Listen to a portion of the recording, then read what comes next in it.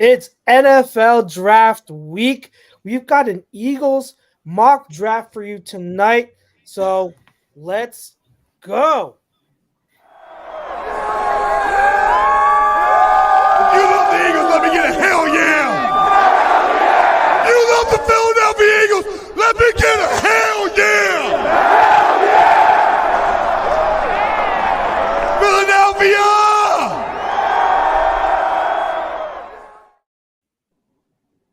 What is up, party people?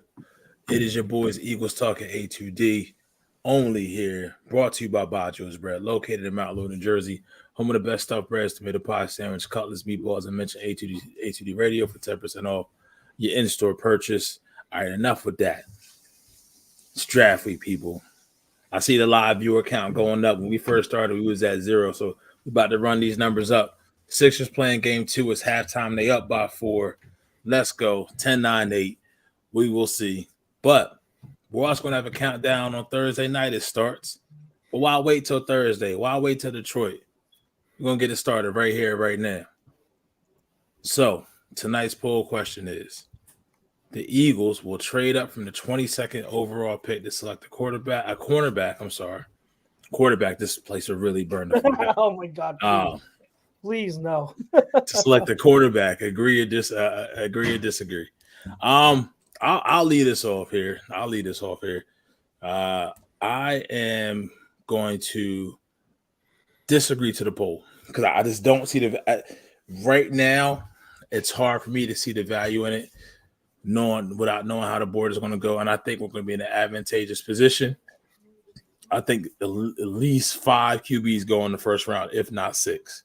And that's what you want to happen, because that's going to push a lot of talent down the board to you at 22, to where I don't feel as if you're going to have to give up the farm. And even though Howie really doesn't do that, I don't think we're going to have to give up a lot to get where we need to get to. But I also think you can make if you can make an argument, if 3 players that you were interested in are still at the board at 22, why would you trade up anyway? Within those 2 picks, if you get to 20, 3 players are still there that you all had the same grade on, stay where you at. But that's just me. So I'm gonna go to Brinks next. Brinks, how you feel about the poll question? Well, a lot's changed in a week. I was kind of poking around with last week about Isaiah Rodgers. Mm-hmm. He did not get reinstated. That's a big deal. I feel like this team and this front office was relying on that, to be, kind of a good player for this secondary. And I think when Avonte Maddox got signed, I think Roger kind of whispered in Howie's ear, like, hey, man, like, we can't have this guy, man. He's betting on his team. Whatever he was doing, it was bad. It was worse than what these other guys were doing. So he's not going to be on there. So that really shifts the focus in terms of team needs to the secondary. Big time. If they do trade up from 22, we're going to talk about different prospects tonight, but I mean, Terrion Arnold, I think, is the best secondary dude in the draft. So if they do that, okay. But I think this board really sets up to, trade down. I think you can really get first off, I'm really salty that they don't have a 3rd-round pick, because they had to have stupid Kenny Pickett as their backup quarterback for whatever reason. But you have 22, 50, and 53, and we're going to do the 4-round mock later. So after 53, you don't go till 120. Now I have a list right here in front of me. We're going to do the mock war room thing. My list for 50 and 53 is by far the biggest list. The most names are on that list. Right, in that range. If you want to go up and get Arnold, okay. But, I mean, I think this draft sets up really, really well for a move back. But there's really not anything, especially on the defensive side, that I would necessarily trade up for outside of Terrion Arnold. Okay. So you are disagree to the point. You don't. So this is again the way it's working. I kind of stood on a fence. If you want to go up and get Arnold, cool. But I mean, you got to go up. I think you're gonna have to go up like a significant amount to get him. He's really good. He's big. He's physical. He worked out well. He went to Alabama. I believe he started 2 years down there for them, and he's physical but never gets flagged. So, like, Yeah. that's attractive to me as well. But you probably got to get at least a 14 above the Colts, I would think, to have a shot at him. And then really that's going to be your only significant draft pick, where if you stay put and just keep your picks or trade back, you can really draft well and, get some young talent here. Because this team is just – it's all the same, especially on defense. It's old corners that aren't that great, and it's speed edge rushers. You don't have a Mike linebacker. You don't have any defensive ends that can set the edge. So, you got to mix it up. You got to get guys to complement those speed rushers.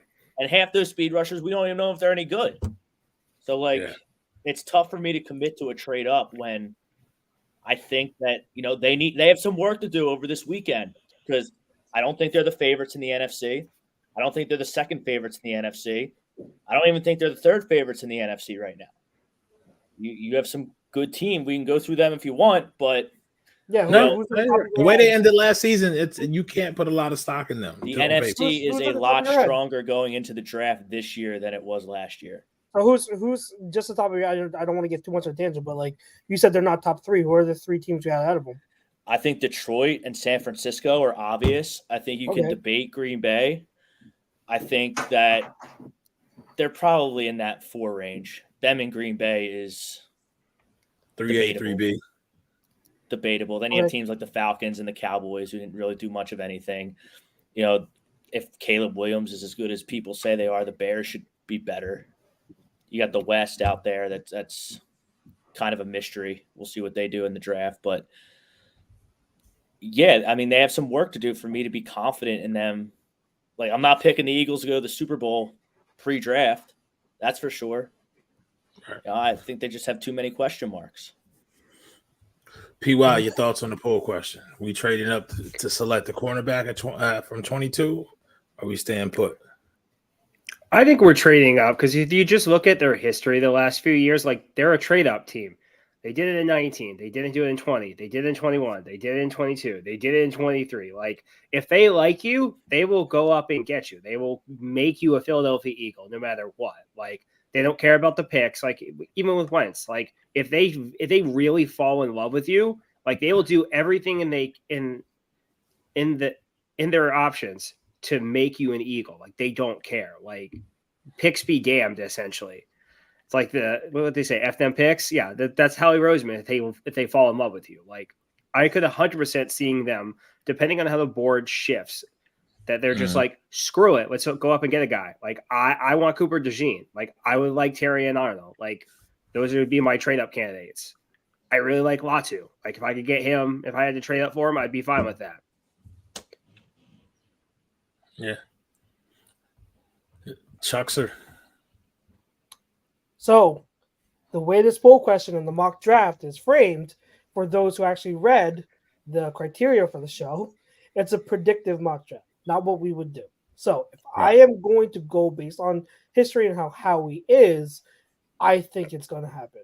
Like, based on what I prefer, I probably wouldn't prefer that, but knowing Howie and knowing he probably has his eyes set on Terron Arnold, I believe that if Terron Arnold is within striking distance, which we will get to, I think it's going to happen. So it's just based on history. Now, I don't think it's a guarantee, but Les Bowen has said now the past 2 shows he's been on with us, he's pretty confident it's going to be a trade up. He doesn't think the Eagles are and how they're going to stay at 22. So I don't think it's going to be a trade down. I think, if anything, and we'll get to it in the mock draft, I think that if there is a chance that we trade down, it's going to be in the second round. So we don't have, like you said, we don't have that third round pick anymore. It's a 4th round pick now. But I think that you can still trade down from that second round pick. So I think that's a way you can kind of offset. If you trade up, it's most likely you're looking at having to package that 22, the 22nd pick, plus one of the second round picks. So say just like the 53rd. So it's probably going to be those 2 picks to trade up all the way to where you need to, like the mid-teens, to get to where you're at with to get Terry and Arnold. That's around the range. I'd say like 15 with the Colts is where you really got to worry about. So it's got to be above them, and we'll see. That's a lot. That's like if so when we talked about they moved up in 19, still they stayed pat at 20 in 2020 because that wasn't that the Devontae year, if I'm not mistaken. Mm-hmm. And then the last 3 years they moved up. 2020. Well, Devontae was 2020 was the Hurts year. 2021, right? Devontae was 2021 or 2020. I don't 21. remember. So 2020, who did they take in the first? Rager. Was Rager year, yeah. But no, so take into account the last 5 years, right? They moved up 4 of those, but moving up may have been 2 or 3 spots. You know what I mean? Like they were in very advantageous positions, right? So when you say moving up now to jump from 22 above, if you want to secure where you want to be at, you got to move 7 spots. Listen, man, all day. That's all well and good. I'm not doing that for no cornerback. I mean, I'll just sit there and say it point blank period right now. If you I would be more happy if they did that for Joe Alt, which is not going to make anybody happy. So I want to know why. I'm gonna bring in Les because what's going on, Les? Because like I know Les has an opinion on this, but so you don't think Terry Arnold is worth it? No, I don't. You don't think he's that good? No, because he's not. So for one. If I'm moving up 7 spots, at least 7 spots, maybe 8, and you got this dude ain't even consensus DB number 1 for one. You know that, and I know that. Well, did you see Peter Schrager's tweet that I sent? And Peter Schrager is. I don't need to see a tweet all the time. I'm just trusting my own eyes. If you ask me a question, let me talk. Okay, go ahead, and I'll rebuttal what you say. I don't. What I'm saying to you is, I'm not doing that for a dude that, to me, he's not going to be a certain. Rob just said it. He's not certain. He's not sauce. I'm not giving up 7 spots for a DB. I'm not doing it. That's just me. I respect that caliber. No, I think that what you is he of that caliber of like a top 10 corner like a certain? No, he's not. But you don't have to get to the top 10 to get him. I think that what I was saying is Peter Schrager is as plugged in to the league as anyone. Like when he does his second, he does 2 mocks. When he does the second one, it's a predictive mock based on what he's heard, and it's always like very interesting because, as I said, he's as plugged in as anyone. And he says that, like, in terms of defensive prospects in this draft, there are only maybe what you think like 5 to 7 that are locked first rounders that teams around the league have as locks. And the 2 cornerbacks that are locked first round grades are Terry Arnold and Quinton Mitchell. So there is a gap from Terry Arnold and Quinton Mitchell to everyone else. So if you're staying at 22, likely Terry Arnold and Quinton Mitchell are likely not going to be there. So you've got to live with the fact that most likely you are dealing with a drop off, and that's based on how you just introduced a whole different name than I was talking about. I'm not doing that for Arnold. I'm more inclined to do that for Quinton Mitchell. That's me. Okay, so you have Mitchell over Terry. Yes. I mean, now some may not like it. I'm sorry, Brinks, because he played at Toledo. If you could ball, you could ball. That's my thing. I agree. You know what I mean? I would be fine with Terry on or Mitchell. I think it's going to be Mitchell because I think that obviously the SEC trend, and I think Arnold just does. He fit, as we saw with Honest NFL, what he said today. Arnold fits more what Fangio looks for than Quinton Mitchell does. Everybody, Les is letting us know he is here. He is live. Hi, Les.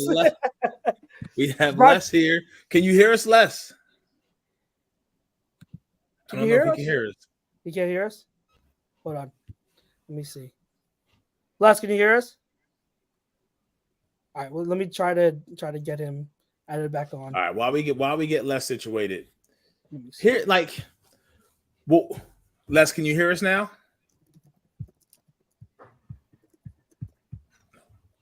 No. Yeah, I'll try to technical difficulties over here. All right, gentlemen. Sorry, ladies and gents. I'll try to get that situated. But Pete, go ahead. What I was saying is, and then me and Brinks have been talking. Everybody's kind of been talking about it. BPA.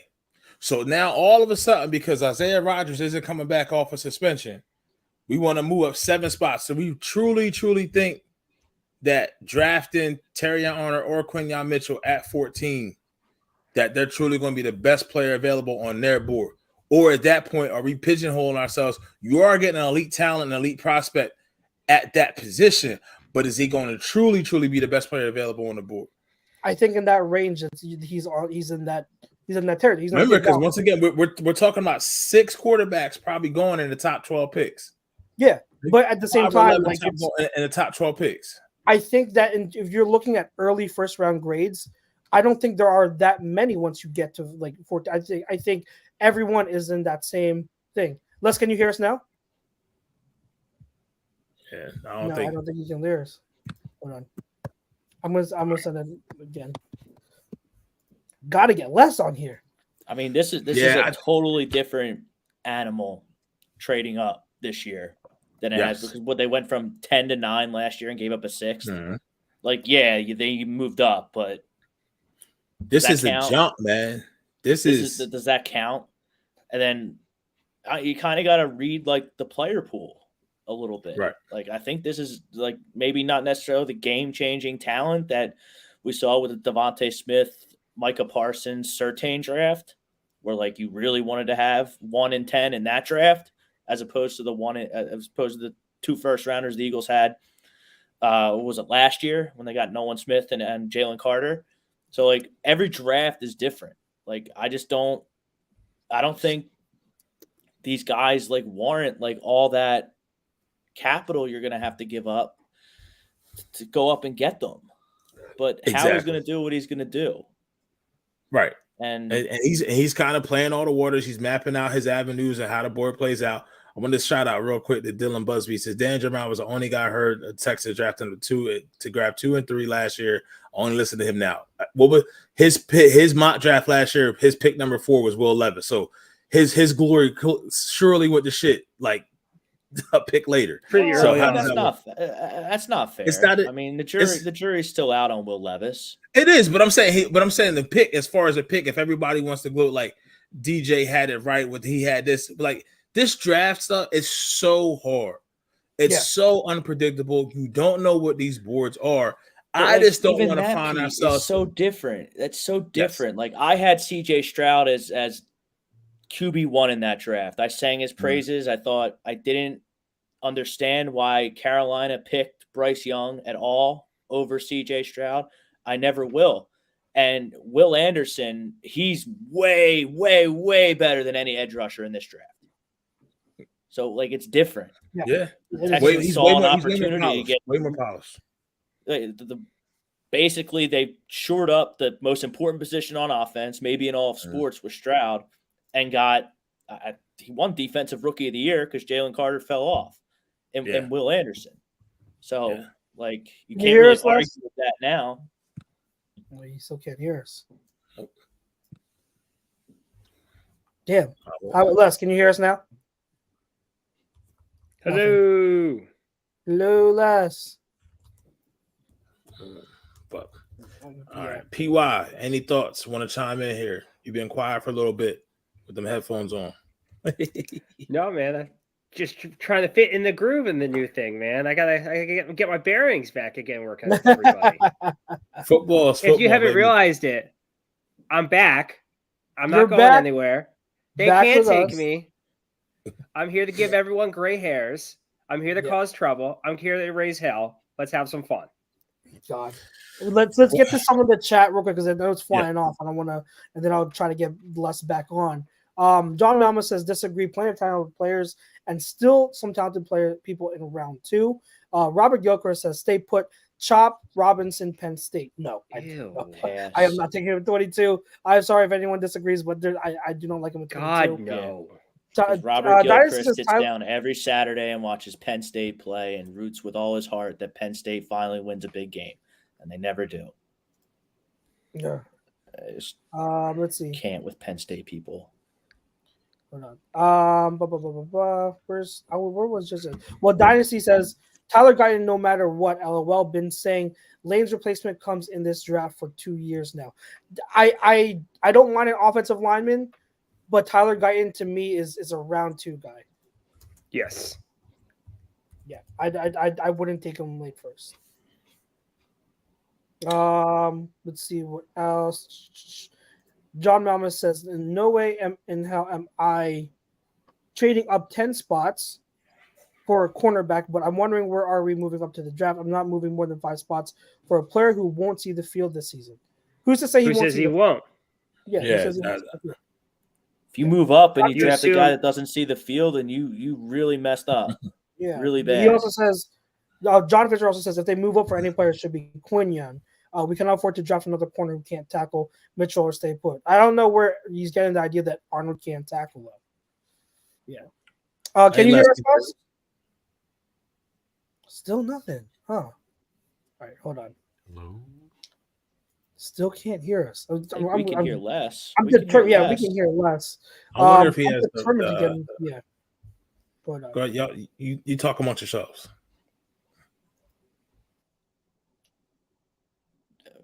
Yeah, What so in the why hell people- is Do you want to get going on this mock?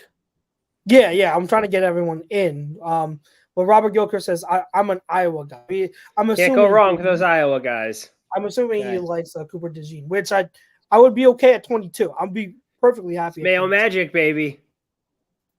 I'm just saying, Penn State guys get overvalued in this chat every Yeah. year. They get Every year. overdrafted. They get overdrafted. And it's because where they went to school. It doesn't really matter. Sorry, I'm trying to get. They're Villanova's guys. That's what they are. Like Oy. I mean, Nova's because they're the local guys. People obsess over them, and they're like, "Oh, they're so good." No, they're not. Do you? So while I try to fix this, do you guys? If it's not a corner, is there anyone else? I know you mentioned Latu, PY. Is there anyone else you guys would be okay with moving up for outside of a corner? moving up for. Yeah, if you traded up, No. who's another guy that you'd like? The second guy I have is Jared Verse. He's a defensive end. You would move up to Jared for No. Jared Verse. No, but he's you the wouldn't second. move up for Jared Verse. I would not. No. Okay, yeah, that's right. So what I'm asking is is there a guy that you would trade up for from 22 No. to draft? No. I wouldn't mind Byron Murphy. That's the thing. So like, he's really good. I don't know what to make of Byron Murphy. I feel like we can still stay put and get him, but I mean, I don't know. Let's see. Les, can you hear us now? Still nothing with Les. Hold on. There was in the mic settings. PY, is anyone else too? Probably no, because I just like I'm fine with any position. Like I can't do O-line. Like I can't talk myself into it. I can't psych myself up. I'm just like especially like if you're gonna go draft someone who's supposed to be a tackle, he's probably sitting for at least 3 years. Like I can't deal with it. Yeah, but what if they can make a guard? I mean, yeah, but like I don't really want them. If I'm drafting them to play tackle, I want them to play tackle. Like I would rather just go out and do what the Eagles do best: find a guard in the middle rounds. Like Yeah, but what if it's someone who can play guard immediately, but then down the line play tackle when in the future? Wouldn't you say? Because I know there are 2 or 3 linemen that can fit that mold, where they can be plugged in at guard and play right away. They can be coached up and swing over to tackle when needed. I just think they've shown, at least especially with Stoutland, that they can find guys in any part of the draft and make them starters and make them guys who can contribute on the offensive line. Like you don't need a first round offensive lineman with this group. And everyone just assumes like, oh, we gotta go get the guy from Oregon. He's gonna be your center. And I'm like, no, that's gonna be Juergens. They're like, oh, you could go draft a guard or whatever. And I'm like, you don't have to. Like, you could, but like, just because there's offensive line talent in the first round doesn't mean you have to do that. Like, there's other options. I will say that like Howie's notorious for the red shirt. Whether it's first round, second round, he Nolan Smith last year, he barely played. Like, didn't really see the field that much. And so when he saw the field, he wasn't effective. So, like, this is a big year for Nolan Smith. The Eagles are notorious for drafting guys that they need developed and put into place to be a top-line starter multiple years down the line. I don't like that, but Howie's done it before. I mean, Guyton is just the perfect guy for that if you want to get an offensive lineman. You just put him at right guard, then you kick him out when Lane is done, and then he's your right tackle. So you're talking about Guyton? Yeah. I think Guyton's too developmental, and I think I was talking to Tom about this, and then we'll get into the mock. But I was talking to Tom about this on Saturday night on NFL Talk, and he loves Guyton. However, he even says Guyton needs development. Like, he's great athletically, but he needs time. And so, if it's a late first round, it's still too rich for me to take a guy like Guyton. If it was a second round pick, I'd feel much better. But Chucks, he needs development at tackle. He step in at right guard right away and be really good, I think. So you're starting Guyton over Steen and everything, I don't think right? so. I think with Guyton, it's a matter of his lower half isn't good right now. Like, he bends too much. Remember, who was that flop offensive tackle at the Giants drafted that was just Andrew Thomas? No, he's good. He's always hurt. Even before that. You're talking about I feel like the list is long there. The real athletic dude. The really athletic dude, but he was always bending, right? Guyton has similar issues. So even if he's at guard, that lower half he has to fix that. Les, can you hear us now? Yeah, I can. I'm on my phone now. I don't know what the hell's going on. My laptop isn't working, but I've got my phone up, so there I you can go. just There hold the camera here and yeah. Sorry about that, guys. I don't know. You're fine. You're good, fine. Les. So let's catch you up now, and then we'll get into the mock, because I think for you, the way we're going to approach the mock, because we're split here 2-2. So let's see what you say. That'll be determine how we go about the first round of the mock. But do you think, predictive, based on what Howie's going to do you think he's going to move up from 22 and draft a corner? He usually does move up at least a space or two. You know, he might not move up dramatically. I don't know if he has the ammunition to move up dramatically. But a corner, I want a corner. I don't know if Howie wants a corner, but I want a corner. Are you sure that the corner he's going to get moving up is going to be better than the corner he might get at 22, given that there might be 5 or 6 quarterbacks taken in the draft? Quarterbacks, not cornerbacks. But, you know, can he sit at 22 and get a corner? I don't know. I think he might have to move up at least a few spaces, and that's what I would predict, yes.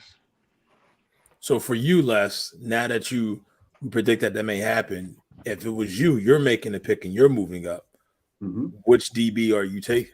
Ooh.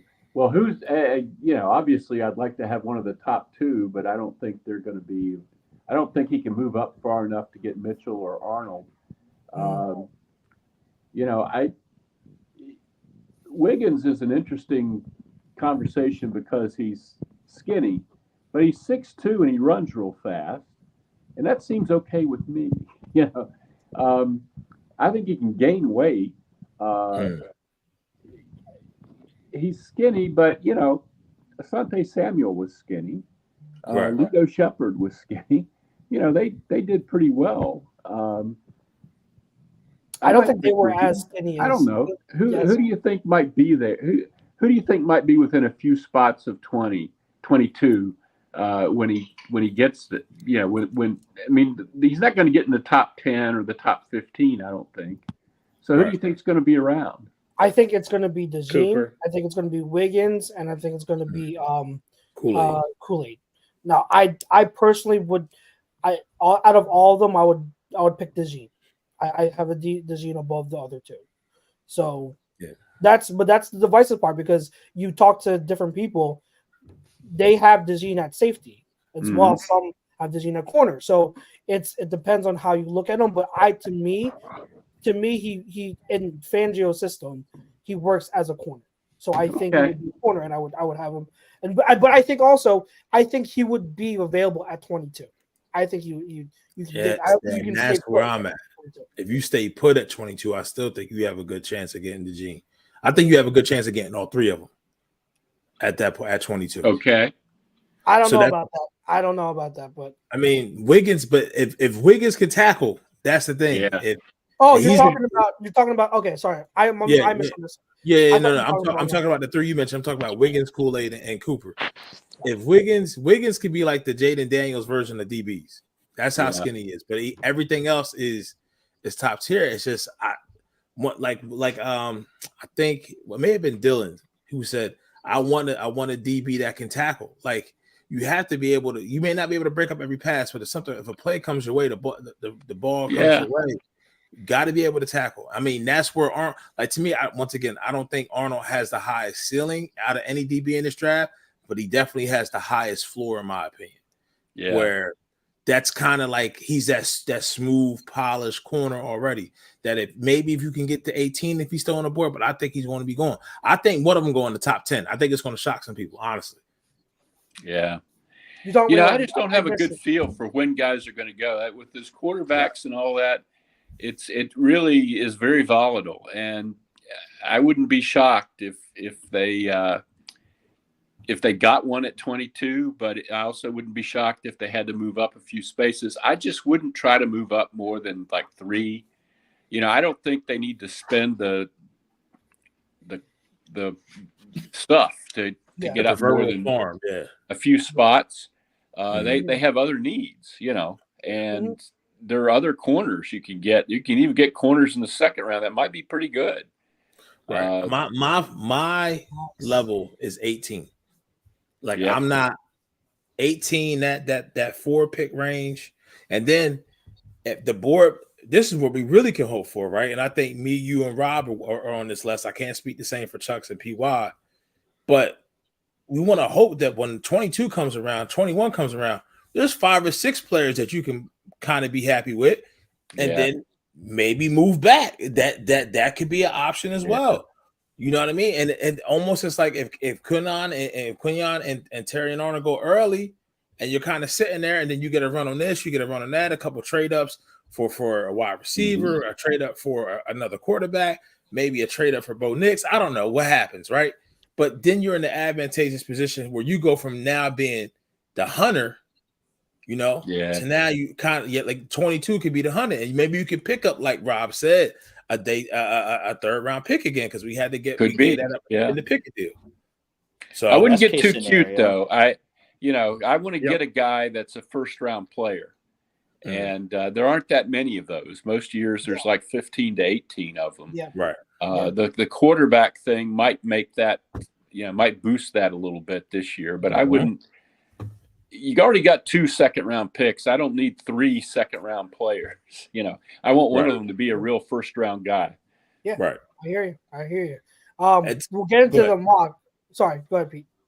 No, I was just going to say, this is bigger picture. The reason why this QB class is so polarizing, right? And it's kind of deep is because the classes before this and the prospects before this have been trash.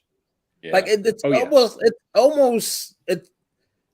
almost like this could be a blessing in disguise, honestly, because there's so many QB needy teams out there, right? And it's like now you have that hunger that you have for a QB. There is somewhat of a deeper talent pool to pull from, right? So I agree. Well, you don't often have 6 guys that are considered possible 1st round picks. So that's a very interesting point. Yep, we want one of them to be on the board at 22. Honestly, Yes, That would be the best thing. You took the words right out of my mouth, bro. right? Yep. The best thing that could happen is someone desperate for a Bo Nix or a Michael Penix at 22. Yeah. I think Penix is gone. I think Penix. Yeah, I think Penix. Someone's going to I reach think for Penix is gone. Yeah, That's I think crazy someone's to going to me. reach for Penix. There's It's not crazy, six right? There's It's not crazy. sixth round. There's not Oh, my sixth round. These six God. quarterbacks everyone's talking about, not all of them are first round talents. Oh, They're yeah, just, yeah. they're No, just not. It Well, it's doesn't such a matter. weird There's tons of draft. quarterbacks who aren't. Yeah, it's such a weird draft with all the COVID delays and all that. There's some guys in this draft. I mean, I'm pretty sure I saw Bo Nix at the Social Security office the other day. You know, he's been in college since I was in college in the 70s. Oh my God! There's a lot of, and I'm really leery of overage guys in general. This is a weird year because there are a lot of overage guys, but give me a 20-year-old over a 24-year-old any day because, oh yeah, you know, college stats for 24 or 25-year-olds are fool's gold, I think. Mm-hmm. Yeah. Dylan Busby says 2021 had 5 QBs in the first, and only Trevor Lawrence is still with the same team. Yeah, that's true. Yeah. Zach That was Wilson not a The great. 22 draft was awful, and then 23 Yeah. is still be determined as of right now. Right. Yeah. I don't think anybody thought that 21 draft was a great quarterback draft. I think everybody felt at the time that some of those picks were a little forced. People like Lawrence. People like Justin Fields, which I like Justin Fields. I don't know what the hell. I think he was I think he was screwed up by a really bad setup there in Chicago. But absolutely, you know, some of those other guys sucks. weren't. You know, Trey Lance and those guys. I don't know. I never thought they were great prospects. Zach Wilson, no. You know. Yeah, Trey Lance barely played, and he's still barely played. My God! He may get a shot now if Dakota decide to stay home like he should. Dakota. Yeah. Boy, that's a mess there, isn't it? Yeah. Yeah, it's a mess there. That's why you always pay early. Messes down there. Yeah, I do give Howie credit. You know, there are things that I don't like about Howie, but he runs the salary cap in a responsible way. He doesn't get caught in stupid situations like some teams do. And that's a stupid situation. Yep, yeah. exactly. Like proverbial, you could say he doesn't get caught with his pants down. When it comes to right. When it comes to money, Howie always extends someone a year early as opposed to a year too late. That's why Dallas is in this position, because they didn't want to pay Dak the first time. They decided to pay Zeke. You know, they wanted to go out and they wanted to pay Amari Cooper, and then they had to trade him. And now they're in this position where they don't really know what they want to do with Dak. They don't know what they want to, and then you still have to pay CD, and now you still have to pay Parsons. Like you're having to pay all three of them at the same time. You're screwed.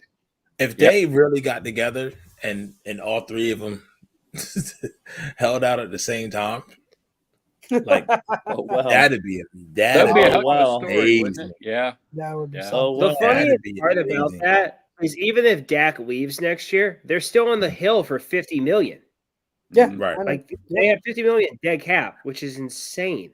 Yeah, I don't know what they're doing. I don't know what they're doing with that. All the leverage. He's got all the leverage in the world. Who are you gonna like? We make fun of Dak all the time, but he's a pretty good regular season quarterback, and he's definitely a top 10 quarterback in this league. He's definitely closer to 10 than he is to 1.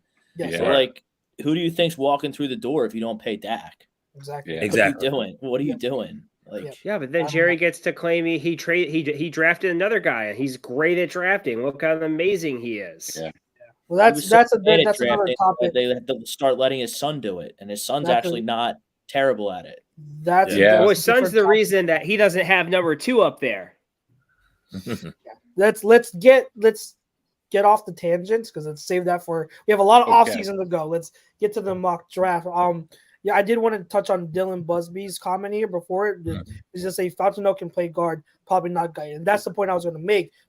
Fontenot makes perfect sense because he can play guard immediately and then be worked over to tackle. So that's the guy I'd be looking at if I was looking at offensive line. And Jeff Stoutland loved him at the combine. So he's the guy. If you're doing offensive line, that's the guy I'd be happy with. So, and that could be, I would rather have a corner, but that could be the pick if you stay at 22, especially. That could very well be the pick. Yep. And it wouldn't be a bad idea. Mm-hmm. The one thing Howie Roseman said last week that he really expounded on and that really resonated was the thing about how it's good to have guys when you have really marquee players that are, Hall of Fame type, team Hall of Fame type players. It's great to have a guy behind them learning from them rather than you telling them after the guy's gone, this is what so-and-so did. This is how he worked. I thought that was really evocative and really revealing. And I would not be shocked if Lane Johnson's understudy is the first pick in this draft. Yep. I agree. Totally agree. Before we move on, for those watching up until this point, do us a favor. If you're enjoying what you're seeing and what you're listening to, it's already on the screen. Like, share, subscribe for the ones that are going to listen on the pods platform. We're going to jump into the Eagles A2D talk. Mock draft tonight. Les is going to stick around. He made it work. Some technical difficulties, but that can't stop Mr. Bowen. No. That can't stop him. No. So at least until my arm gets tired from holding this phone up. Yeah, we'll make it to the first pick. So we'll get you to the first pick. Yeah. So I've got the PFN mock draft simulator here. We're in control of the Eagles, and the good thing about PFN's mock draft simulator is that it does trades automatically. So that's why I went with it over PFF's. So I'm just gonna let this go. How realistic this is, we all know simulators are. The realism isn't always there, but for fun intent purposes, let's see where this goes. So I'm gonna resume the draft. Jaden Daniel, just right off the bat. Oh my God! Whoa! Start over. Yeah. So, I don't. But the 3 quarterbacks did go 1, 2, 3. So I'm pretty sure just switch up the order. Caleb's gonna go first over Jaden, and then that'll be pretty much it. So we'll take that as a wash. We got Marvin, Joe, Malik, Olu, Dallas Turner, Rome, and then we got Talisi Fuaga. JJ McCarthy falls to the Vikings. Terry Arnold at 12, Mims at 13. Quinion Mitchell to the Seahawks. There's Latu. At 20. All right, so it's our pick. All right, we've got 2 trade offers. I'm not trading back all the way to pick. No, I'm not doing that. We're not doing that, and not trading with the Giants all the way. No, I'm so not we're doing staying. that. Okay, we're staying. So we're looking at the best available right now, according to PFN's board. Johnny Newton, Top Robinson, Nate Wiggins. There's Cooper DeJean. You got the center Graham Barton. We got Kool-Aid there too. Michael Penix is still on board for all the other teams that need a quarterback. There's Tyler Guyton at 29. So to be guys, again, this is cumulative mock draft, so we'll all have to agree on it. But I think it's Cooper DeJean. I would go Coop. Yeah, probably. Yeah, Cooper unanimous. All right, so we got okay. Cooper. So yeah. Anything you guys want to touch on in terms of? So we're gonna link Cooper. I spoke about fit. I don't know if anyone else wanted to speak about what they think. Do you guys think Cooper is going to be a corner for us, or do you see him as a safety? Do you see him as someone both? What are your thoughts on Cooper DeJean? And whoever wants to go, go ahead. I'll go. I think he's a safety. I don't draft a first-round safety. First of all, that's just not a great thing to do. I think that I was talking last week about the 33rd team and the research they did about several drafts and, what positions. I think they had 13 safeties in those drafts. I think it was the 2010 through 2017 draft. 13 first-round safeties, 2 turned out as really good players. I don't think that's a good – if he's a safety, then I want Nate Wiggins. As a corner. He better be a corner if they're taking him in the first round. That's just my thought. Yeah, I mean, I agree with that's why I wasn't a first round pick. You don't pick I just don't pick a safety in the first round. I realized that would have I would have been with Howie on not taking Kyle Hamilton, I guess, but that's just how I feel. I'm not a safety guy in the first round. Mm-hmm. Yeah, but like Jaren says here, as a hybrid, maybe as a corner. No, that's why I'm valuing him at 22 because of his versatility to where. Yeah, it's a Swiss Army knife. Right. Okay. All right. Essentially, you would have had. But like he better him be and- really good at one of those positions. But he's really good at he's really good at safety, and Okay. he's not that bad at corner. But him and Chauncey in the backfield, that's your two safeties. You can play so many different things. Here's the thing. I don't entirely agree with it. I think so. In college, he's a corner. Right. If you are putting him at safety, that's projection. You're saying, Yeah. oh, I believe he can be safety. He hasn't shown he can be safety. He's a corner in college. So to me, you go into training camp. Now, I do believe in the versatility, using him as a Swiss Army knife. Like having him do multiple things is a benefit. However, unless you know this, when you go into training camp, you have to have a designated spot to start learning how to, these rookies, they're not, Right. a defensive coordinator is not going to bring them in and say, okay, you're going to play multiple things. You're going to learn all these assignments. That's not how it works. That's a bad recipe. I've That's a seen bad that happen recipe. actually, and that doesn't Exactly. work.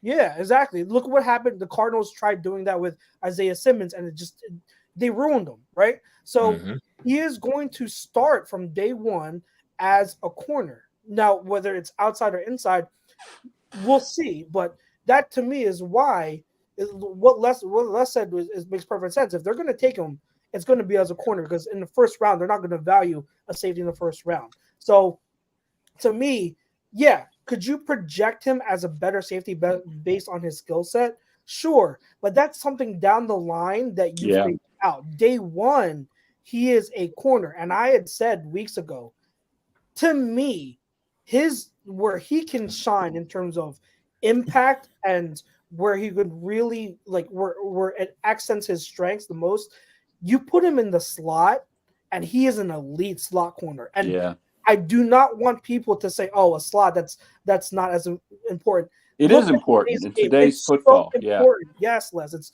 so important in today's game. You get an elite slot, your defense has such an advantage. So a guy that had that sort of skill set and ended up at safety eventually was Malcolm Jenkins, who I think was like the 13th pick in the first round by New Orleans, or something like that. Very close to that. Right around the mid-range, Yeah.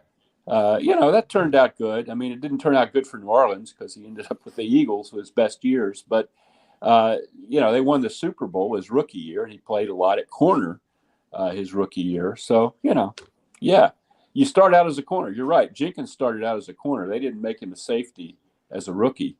Yeah. Exactly. All right. So I got Gold. He's rushing me, so he wants me to pick. So I apologize for analyzing the prospect. Does anyone else have anything to say about Cooper DeJean so we can get going according to Mr. Gold D? No, we're all good. Okay, so Cooper DeJean is the pick here. Let me go and select that. All right, so moving on. Just trying to get Barton to the Cowboys. There's Tyler Guyton. Nate Wiggins goes to the Bucks. Michael Penix to the Lions. Oh, that would be interesting. Jalen Pope, TJ Tampa. These Isaac. There's Rekka Straw. Gone. Where's Max Smith? Where's Max Melton going? There's Sanistril. Max Melton goes to New York. He stays in North Jersey. He stays in the North Jersey area and goes to the New York Giants.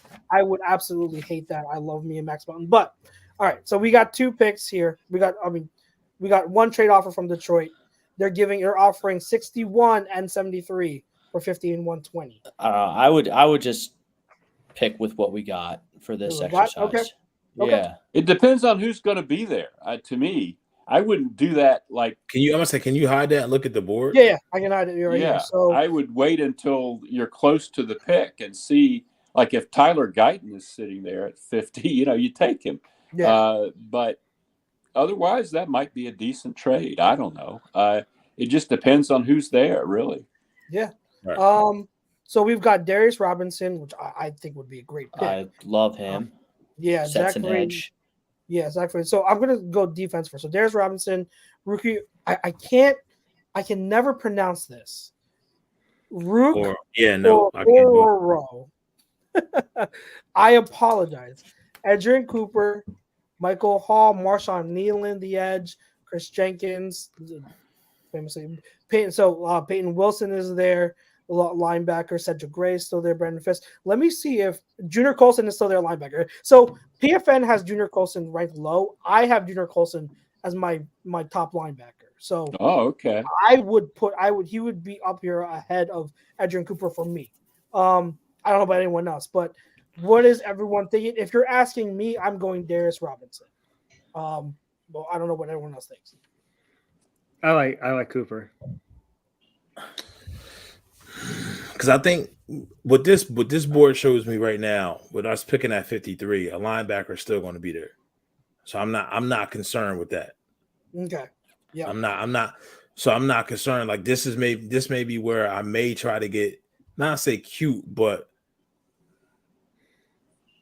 what wide receivers are available? So wide receivers, we're doing wide receivers. Xavier Legette. I love Xavier Legette. Awesome. Like all those guys at the top of that list Troy are Franklin, on my list Malachi right here. Corley, Ricky Pearsall, Jalen McMillan, Devontae Walker, Johnny Wilson. So I mean, like Malik Washington, I have a 3rd round grade on. So I mean, I think there's still depth at wide receiver. I'd still pass on wide receiver. Okay. I would take Robinson, and then I have, because there's 4 receivers on my 50 to 53 list. Okay. Here. Wouldn't mind again. I mean, I have he's on there. Cameron Kitchens, the top guy on my 50 to 53 list, but we just picked the safety. So, but I project Cooper DeJean as ultimately being a safety, which we took care of in the 1st round. So we don't have to double dip there. That would be excessive, even though I like the player a lot. So if they did, so you're leading Darius Robinson. So correct. me and you are on yes, track. You need a guy to set the edge on the defensive line. You need a physical guy. You like, kind of like he can play out. He can play edge and he can play 3-tech. So much like what Brandon Graham, another Swiss Army knife. Yeah, he's another Swiss Army knife. Yeah, you need someone who pick can the Swiss Army knife in the versatility, secondary, and now you're going to get a Swiss Army knife on the defensive line. Yeah, I agree. Because I don't know that Jordan Davis can hold up. Right. At D tackle. And he's a nose tackle. So I mean, you have someone who can be a power rusher on the edge. So yeah. So Robinson's the pick. pick. What do you think? Robinson? Yeah, that's just majority Robinson. Okay. I like it. Really? I really like it. There's Robinson at 50. I love that pick. I would be so happy. There goes Cedric Gray. Okay. So here's Cleveland offers us for 53. The next pick for their 2025. I'm going to reject that for this exercise. Steelers are offering 84 for 53, 120. They would never. What's the benefit They of would that? never give up a 2025 second that? round pick to get a third. Like that's the dumbest. They traded the 1st round pick for a wide receiver. So yeah. Oh, they're 2025 second. Jesus, that's well, I would do that if I were the Eagles, but I can't imagine all day would offer it. Yeah. Yeah, I don't see it. I would do this in real life. I'm not going to do it for this exercise. Yeah. So I'm gonna reject it. So we're faced with 53. I know who I would go. I'm gonna go Junior Colson. I want Cooper. I'm gonna make okay. So this is where we're gonna debate, me and PY, because I asked you this a week ago. You didn't answer me, so maybe I'll get an answer out of you. I like Junior Colson more than Adrian Cooper because, one, he's an actual Mike linebacker, middle linebacker who can play 3 downs. So not only can he stack and shed and play in traffic, he can actually cover where Adrian Cooper can't. And I think that coverage ability in Fangio's defense is very important. It's very important. So I think, like with Adrian Cooper, and you even had, I was listening to EJ Snyder. He had interviewed him, and he said Adrian Cooper sees himself as a will linebacker, not a Mike. So he's a guy that you play in space. Like a comp that a lot of people are making now to Adrian Cooper is the Devin White. So you have an athletic linebacker who has range, but he's not good in coverage. He can't stack and shed like you want him to in traffic. So like what does this defense need more? Like if they're in similar ground grades for the prospects, what is the better fit for this defense? And if you ask me, I'm going to pound the table and say the guy who can actually cover and play Mike is more important to this defense right now. So that is my case for Junior Colson.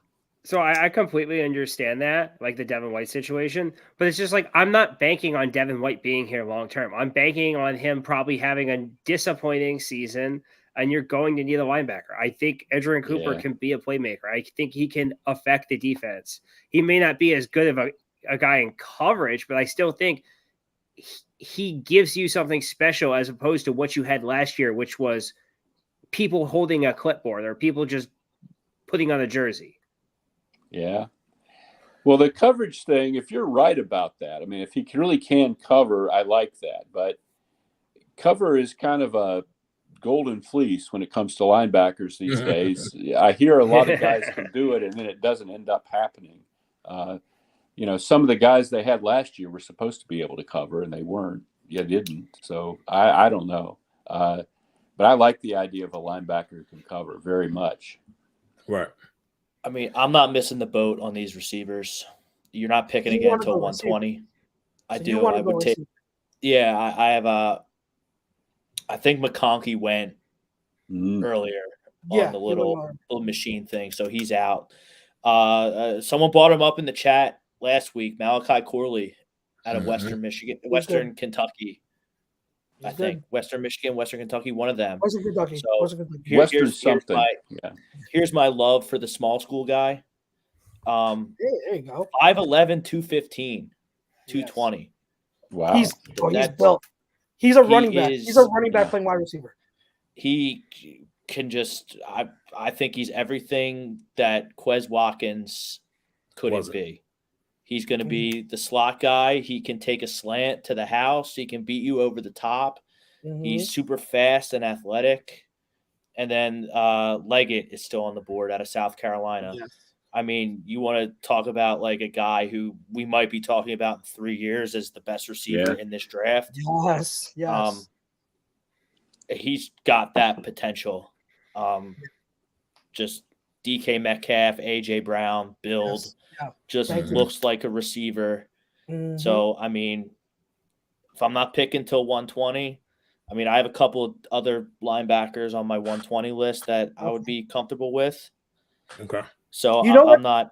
You know what brings you got me persuaded. You got me hyped because I looking at the board and seeing like how their board stacks and just I think if I'm going by my grade just based on who's available, it's hard to pass up on Leggett. I love Leggett.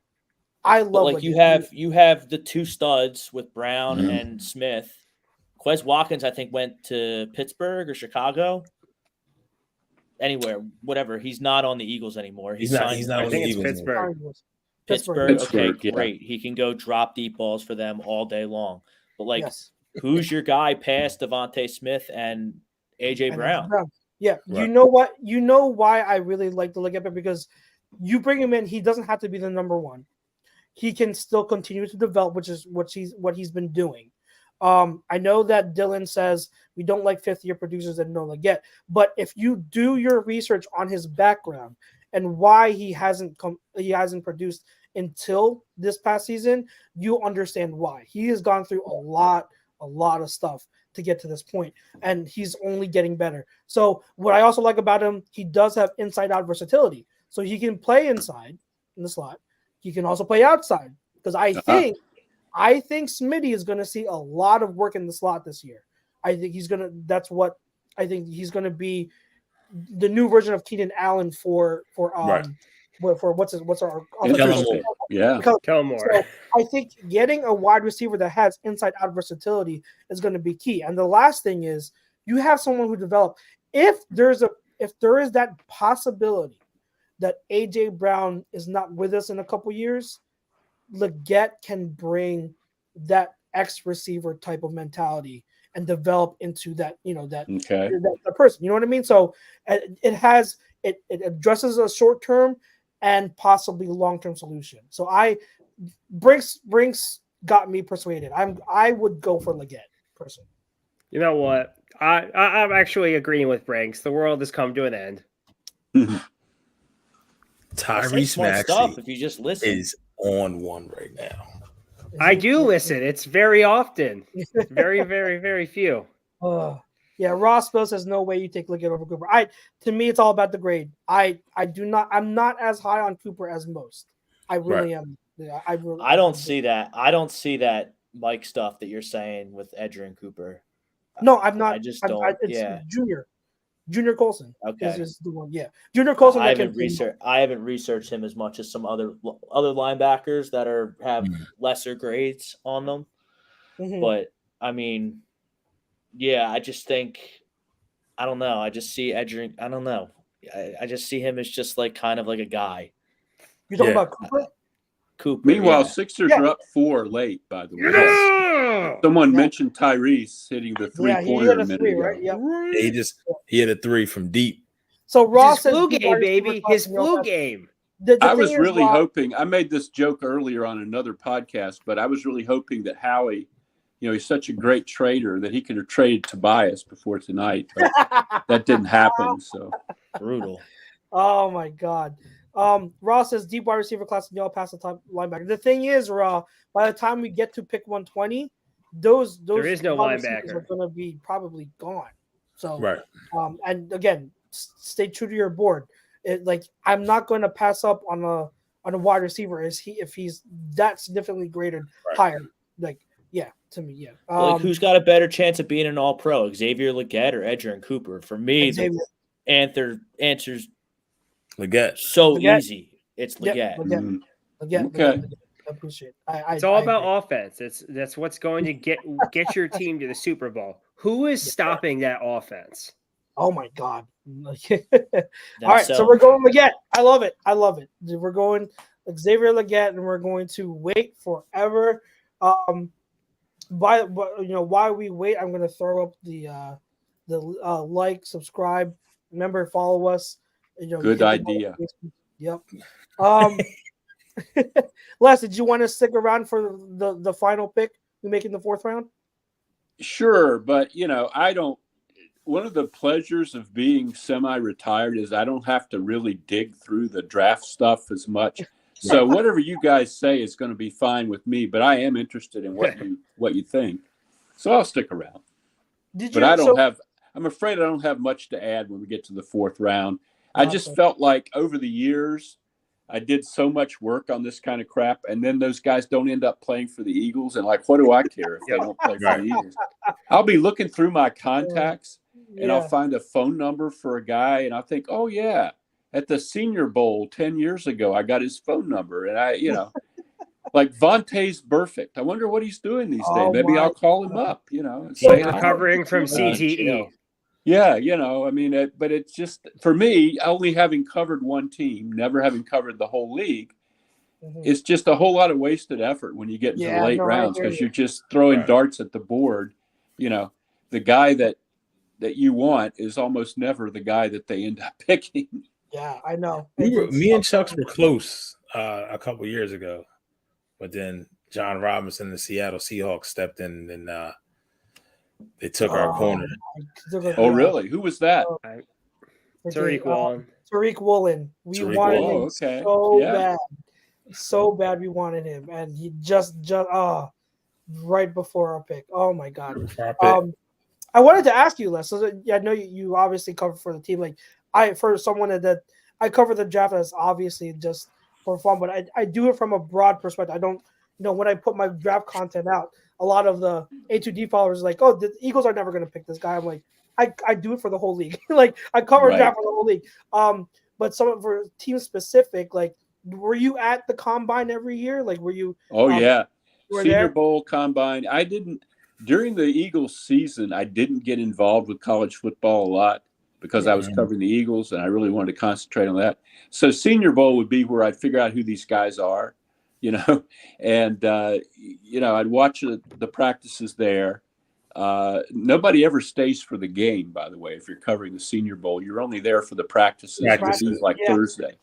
But so then you go to the combine, and it's really not so much. I don't watch those drills. They have press conferences with all these guys, and that's what you key in on. How do these guys present themselves? What do they seem like? What are their stories? It used to be more informal than it is now. Now it's all behind a big lectern It used to be they sat down at a table with you and stuff. There's no more of that. But that was all very valuable to me because I didn't spend that much time during the season doing it, you know. Yeah. Yeah, what's other than the Eagles, I really didn't care, you know, and I would end up, writing stories about prospects who didn't end up playing for the Eagles. And I would be like, really, boy, I wasted my time there. You know, I did a big Henry Ruggs feature one year. And he was a good player. He just made a horrible decision in his life. And But, how was it? How was it? Because one of the things I always want to do, or I want to do one day, is go to Senior Bowl and combine and get to talk to prospects, because that's what the whole combine. I always say combine is, it's not about the drills as much as it's the interviews, the medicals. You can watch the drills on TV better than you can see them in person. Yeah. How is it in terms of when you interview prospects? Like what are you personally what did you look for as an interviewer? What type of questions were you trying to get out of them in order to to have good content for the draft? Yeah, it depended on the guy, but often I was like, okay, what's your story? Who are you? What are you looking for in a, how do you see yourself in the league? That kind of stuff.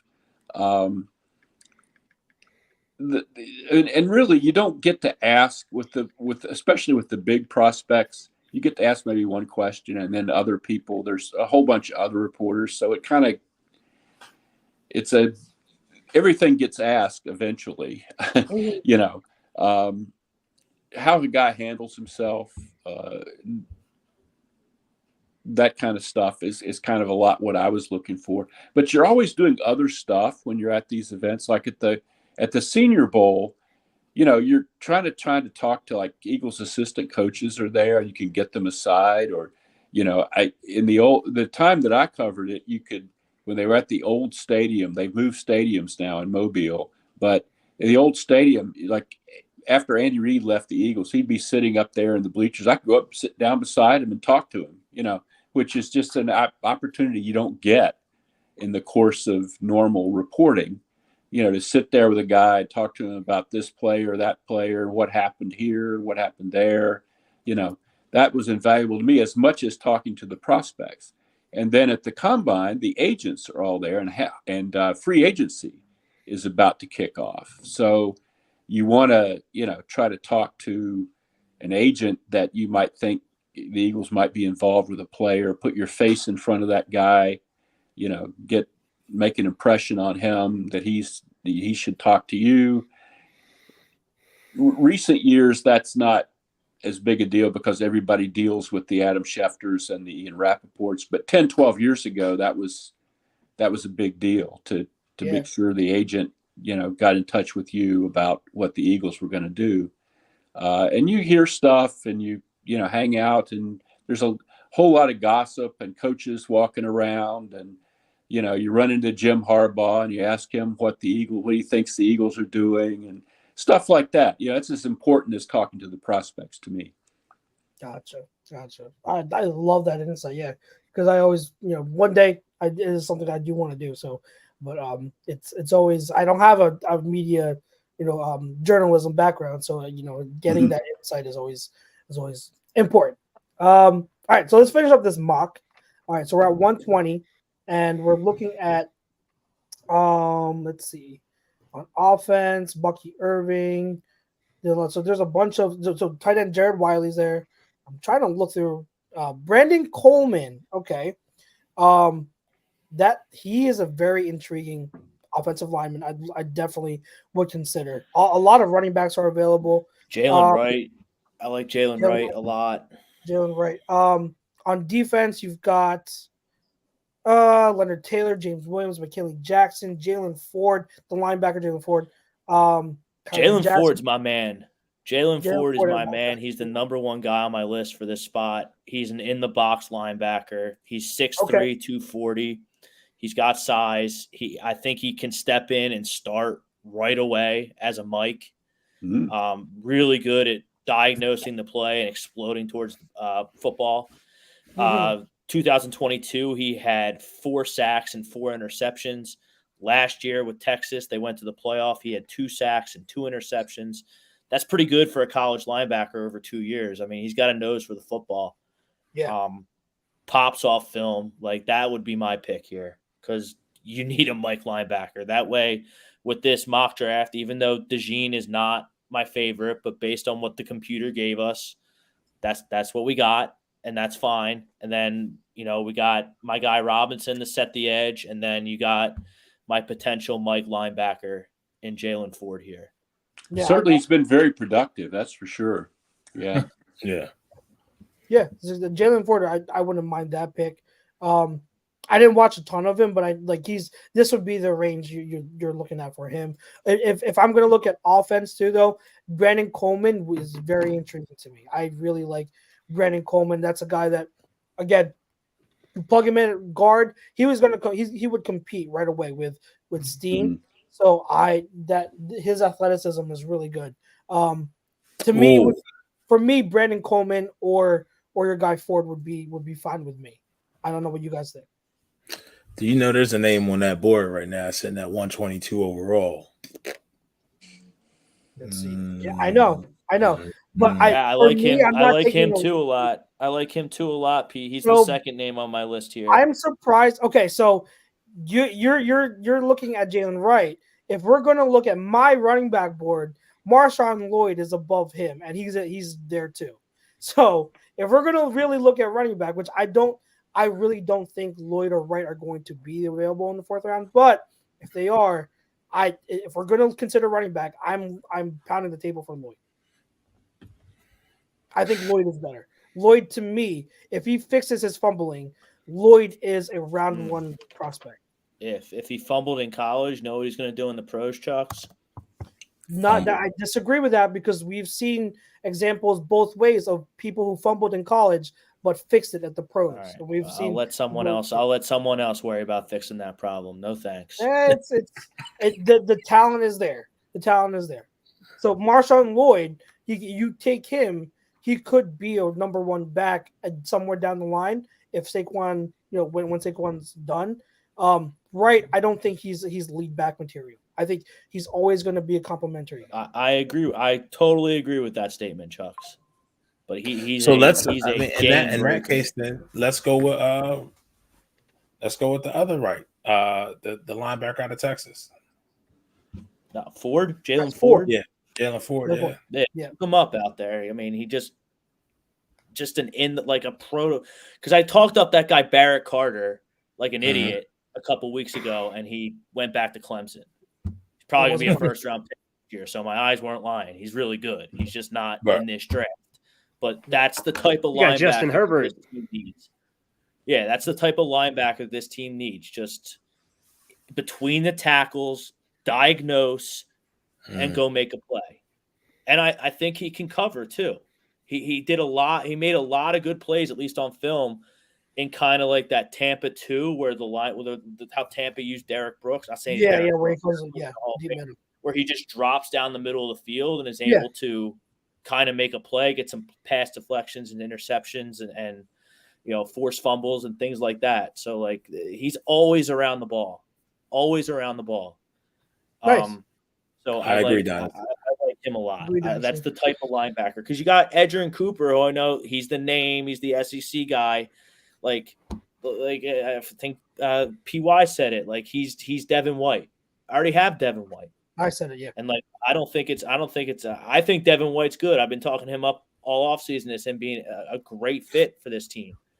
But I don't see Cooper as being the type of linebacker that I see this team needing. I think it's got to be an in the box linebacker that can just explode and make plays. I think that's Jalen Ford. I think people will be impressed if they Google him after this show and realize that I'm right. Realize that you're right. I'm down for Ford. So everyone down for Jalen Ford. Yeah, I like it. Okay, sounds good. Jalen Ford. So then you look at this draft. You covered a lot of bases without having to trade up. You got a secondary piece. You got a receiver. How many times was everyone watching the Eagles last year and the announcers would say, well, Jalen Hurts really only has 3 guys to throw the ball. Well, he's got more now because you got Saquon to throw the ball to this year, who's a better receiver than Swift. And now you have Leggett in the mix. You have a potential Mike linebacker. It's like if you're playing Nakobe Dean, like that makes me nervous, really nervous. If you're Nakobe Dean's your Mike linebacker going in next season. I mean, agree. showed me nothing. Yeah. And then you have my end. You have my end that can actually set an edge and isn't a speed rusher off the edge. Wasn't just looking for the sack.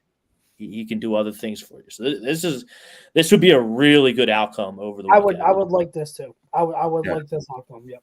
Yeah. All right, guys, good job. I want to reiterate, I would be ecstatic about this. Cooper DeJean brings you touched on it and hit good points. Like you address a lot of needs here. I think the only thing that's questionable is offensive line. Obviously, this would be the one need. Do we need to draft one early, or on day 2 to be able to have good enough depth behind and bring competition for Steen at the right guard position? I don't know. I would consider Coleman too in that 4th round if he's available. But we'll see. Like I'm not going to complain. Where did he play? I'm not. Brandon Coleman was. I can't remember his college. Wasn't it? He is. Sorry, I will have it. It wasn't TCU, but it was. I will have it. Brandon Coleman is. I can't. Hold on. I apologize for this. Brandon Coleman. He is from. While he's looking that up, if someone can explain to me how the Sixers lost with a TCU, TCU won 4 because life is unfair. They couldn't. So they were up. They were up 6. It was 101-96, up 5. They played tough. They closed out on Brunson. Brunson gets a godly bounce. 101-99. The inbounds pass. I don't know what happened. That was. It looked like a foul, but I wasn't really watching that. I don't know. Oh, there's tons of fouls. They couldn't get the inbound pass enough for 101-99, and then they missed the first shot. Maxey looks like he has the ball, comes down with it, and then somehow ends up on the ground. Yeah, I'm expecting a whistle, and nothing. Nope. Yeah. There are a lot of silent whistles. Don't worry, they'll say he was fouled after the game, and it means nothing. It'll be okay. Yeah. Remember how this rotation was supposed to be like the best, like in the process era? Well, the one thing I will say I'm finding about Maxey, the first 2 games of the series, he's averaged almost 35 a game. So I don't know what else you can do. But it's 2-on-5, just like it was last year against the Celtics, and then Harden quit and Embiid quit. Yeah, Embiid didn't quit. Stop. One thing in game I would 6, say the whole team quit. Yes, he did. This team didn't have enough time with Embiid back to really get ready for a series like this. Excuses. They might be too soft, but they just might have needed another week or so with Embiid to really get to figure out who's who and who can do what. They're not using Buddy Hield at all in this series, hardly. They just don't seem to have a good idea of, how the rotation and what to do. They just haven't figured it all out. They're not ready to play at this level of intensity.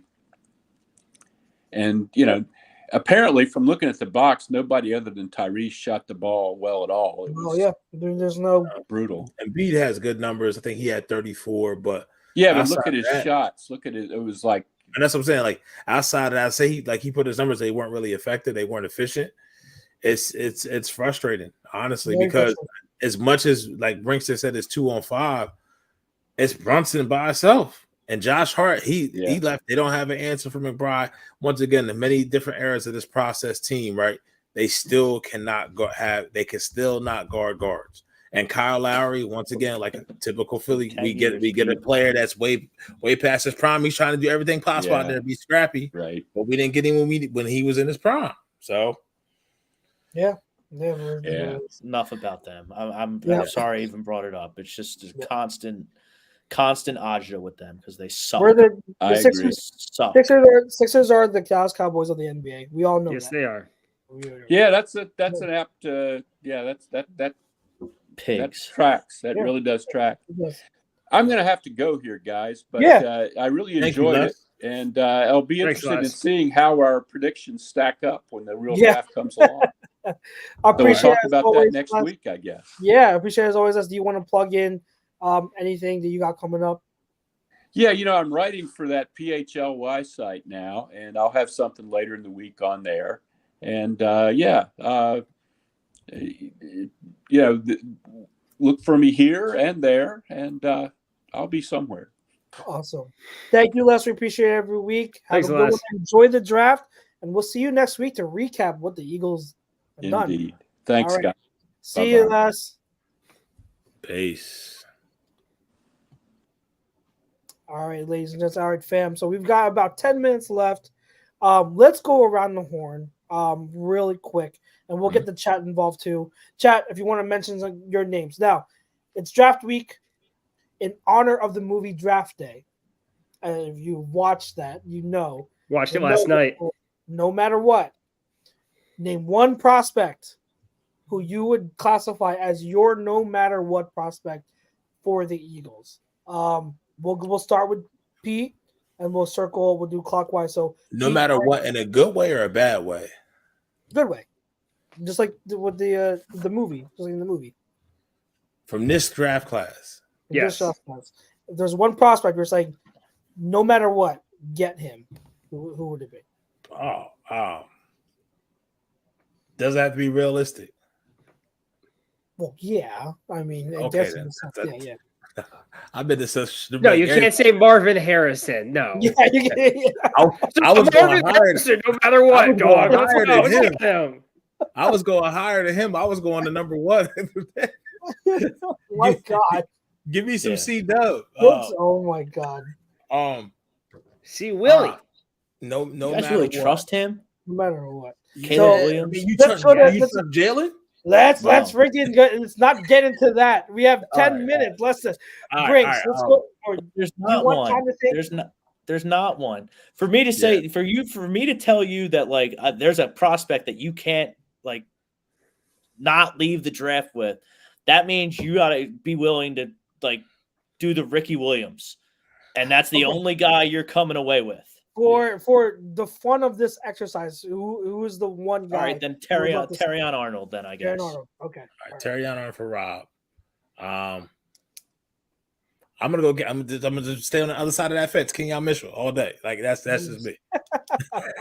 We're just me and Rob just standing across the fence looking at Where each did other. the machine? Where did the machine take the? Do you remember where the machine? He went took 11. He went 11. Yeah, they both went in the teens. Yeah.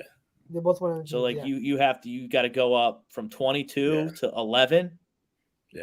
around, I don't like them that probably much. probably around between again, like I said, the teens is where you're looking at for the corners. PY, That's the not one bad. guy. Job. Cooper DeJean all day, 24/7, 365. Let's go. Mayo Magic, baby. Mayo Magic. It's so funny. It's great how this is going to be all corners, and I'm going to be the one that's going to be unique here.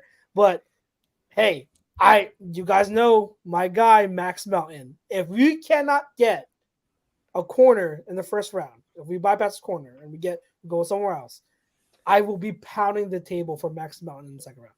Well, like I know he wasn't Chuck's there in on the his- machine, but like he could be He there in went real life. 47. He went 3 picks before the Eagles at 50. Yes, yeah, he went like If he's 40 there, if they don't go corner round 1 and he's there at 50, there is a very high chance that the Rutgers Like- product ends up being a Philadelphia Eagle. I would To I go- would trade up in the second round to get him. But like how I much would. could that realistically cost you to go from 50 to 47?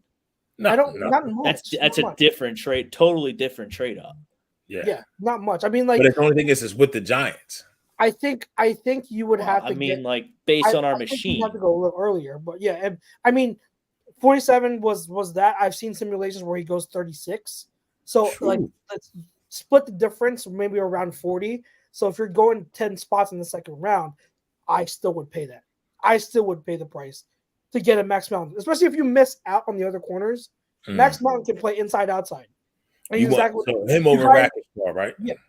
Oh, I would do him over Rackenshaw. Yeah. So yeah, he's my. I've seen other people out there. They have him at C as their 5th or 6th round corner. So after the first 5 guys, they've got him right there. So I love Max Mountain. I will be pounding on the table, even if he doesn't go to the Eagles. I would love, just please don't go to Dallas or don't go to New York.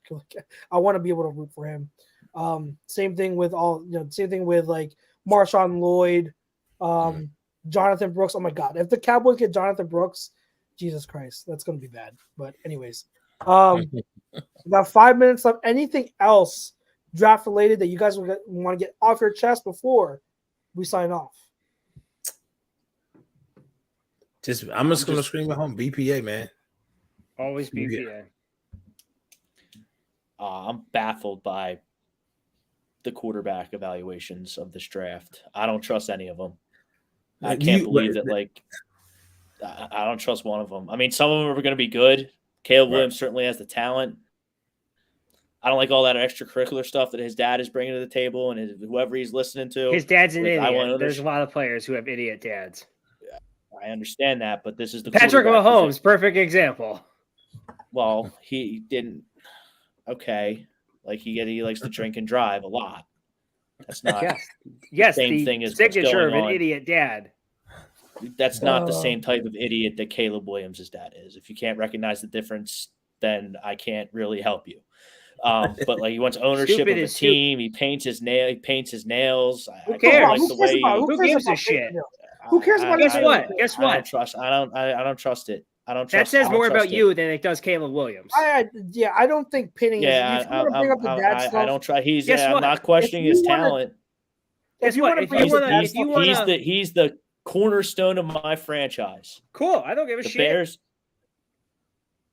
You put up 40 touchdowns a week. Daniels is frail. Jalen Daniels is. I wish he was a little bigger. Here's the thing, Caleb. If you want to bring up some of the approaches he's had in terms of the draft process by his dad, okay, fair.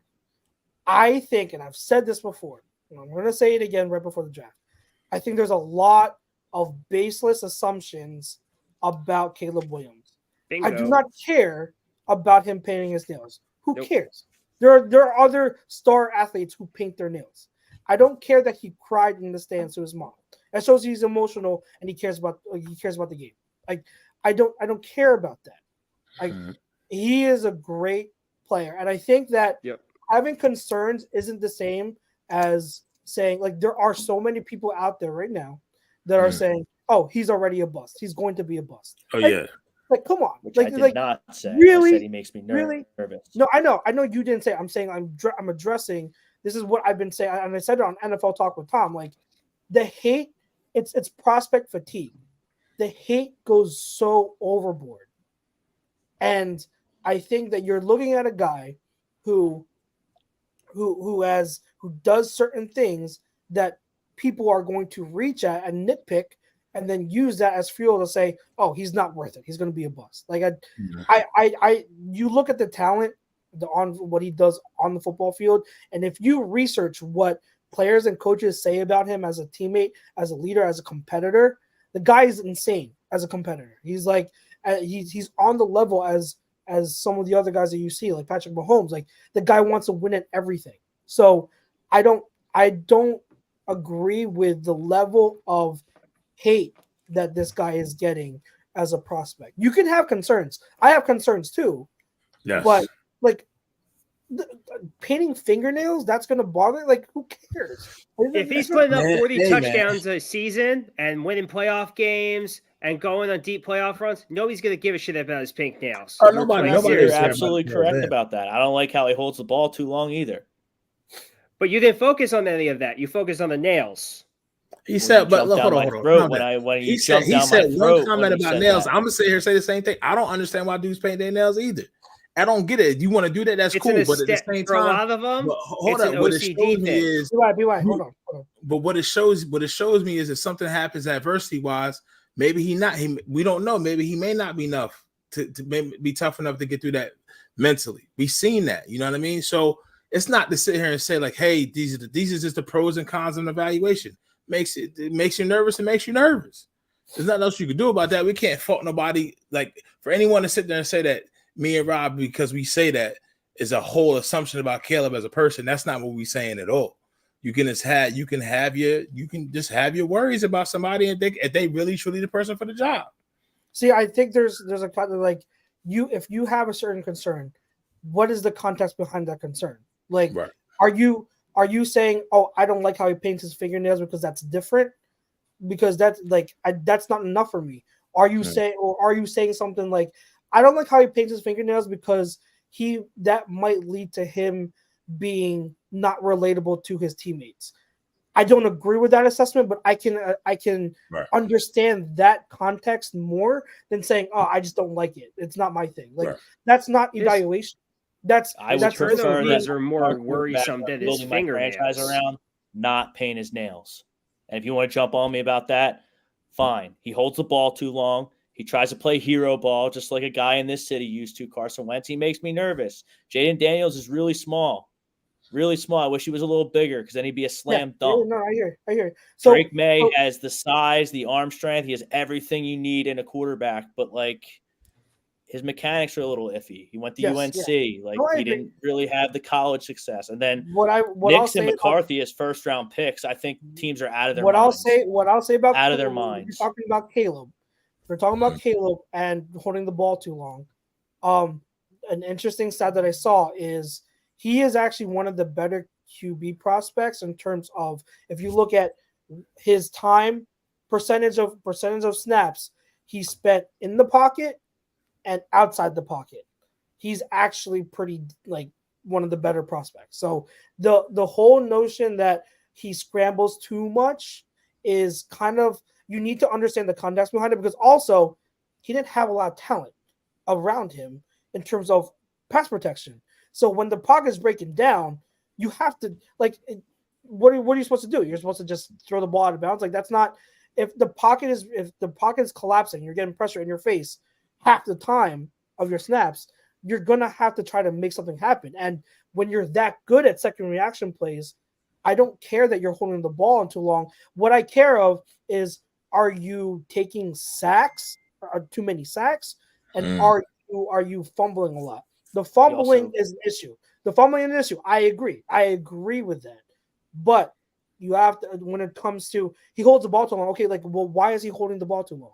That's where the context comes. But Chucks that works out for him at USC because he's playing Stanford.